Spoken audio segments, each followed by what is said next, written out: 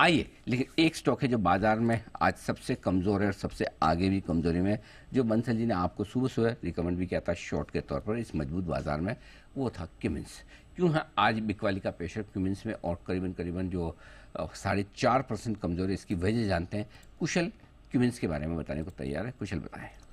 बिल्कुल सर, तो यहाँ पर गोल्डमैन सैक्स की रिपोर्ट आती हुई दिखी है, जहाँ पर उन्होंने न्यूट्रल से घटाकर बिकवाली की राय दे दी है कमेंट्स पर, और उसके लिए इन्होंने स्पेसिफिक रीजंस हाईलाइट किए हैं, जिस कारण से यहाँ पर आज आपको सबसे बड़ा दबाव देखने को मिल रहा है। इनफैक्ट यहाँ पर सबसे पहला रीज़न जो साइड किया गया है वो ये है कि जो डीजल जनरेटर में CPCB यानी कि जो सेंट्रल पोल्यूशन कंट्रोल बोर्ड के नए नियम हैं फोर्थ स्टैंडर्ड वाले, उसमें उसके बाद डीजल जनरेटर में 15 से 20% जो है उसमें महंगाई आती हुई नजर आएगी। तो ऑफकोर्स इससे जो वॉल्यूम है उस पर आगे चलकर इंपैक्ट होता हुआ दिख सकता है।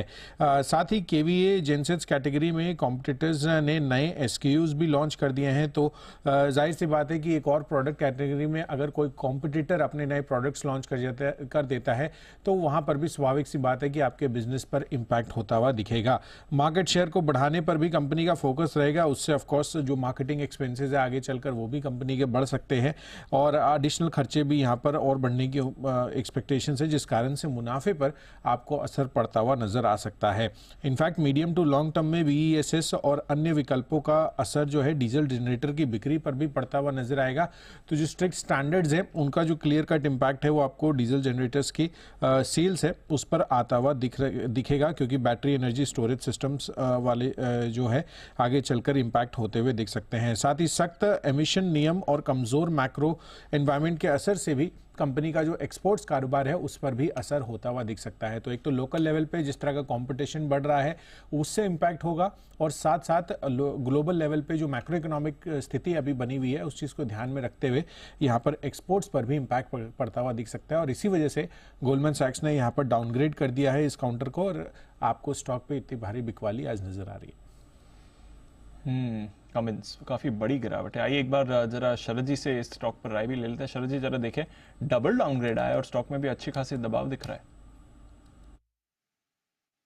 जी, मुझे मानना है कि एक टिपिकल बिहेवियर है।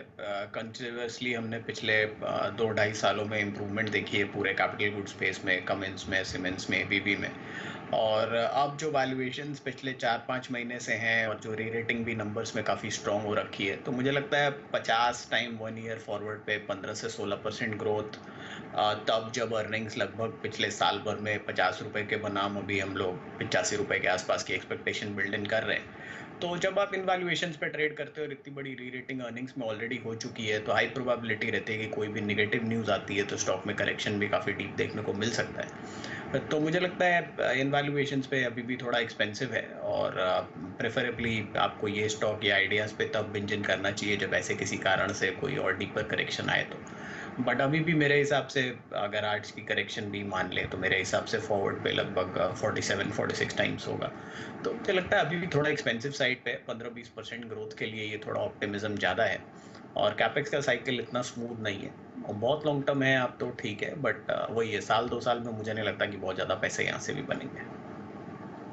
नियर टर्म में तो पैसे नहीं बनने वाले हैं, ये तो आपके लिए क्लियर हो रहा है।